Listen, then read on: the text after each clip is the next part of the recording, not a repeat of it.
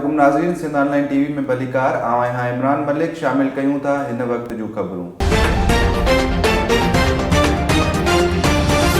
नाज़रीन, कंडियारो में सखर जे सहाफ़ी ज़ुल्फ़कार सोलंकी ऐं संदसि फैमिली ते सखर टूल प्लाज़ा जे अमले पारां थियल तशद्दुद ख़िलाफ़ एहतजाज कयो वियो। सिंध ऑनलाइन टीवी जे रिपोर्टर असद जाफ़री मूजिब सखर जे सहाफ़ी ज़ुल्फ़कार सोलंकी ते कंडियारो टूल प्लाज़ा जे अमले पारां बदतमीज़ी कई वई आहे ऐं लेडीज़ ते पिणु मुबैना तशद्दुद कयो वियो आहे। तशद्दुद सबबि car driver Irfan Umrani, madam Khurshid Solanki ज़ख़्मी थी पिया आहिनि। ज़ख़्मियुनि जी कंडियारो थाणे ते रिपोर्ट दाख़िल कई वई आहे। उन तशद्दुद ख़िलाफ़ कंडियारो में सहाफ़ी एहतजाज कंदे चयो आहे त ही टूल प्लाज़ा अमले इंतहाई किरियल हरकत कई आहे। उन मौक़े ते शबीर मल्ला, वहीद मेमण, असद जाफ़री ऐं ॿियनि मुतालबो कयो आहे त ज़ुल्फ़कार सोलंकी ऐं संदसि फैमिली ते थियल तशद्दुद जो नोटिस वठी टूल प्लाज़ा अमले ख़िलाफ़ क़दम खयो वञे।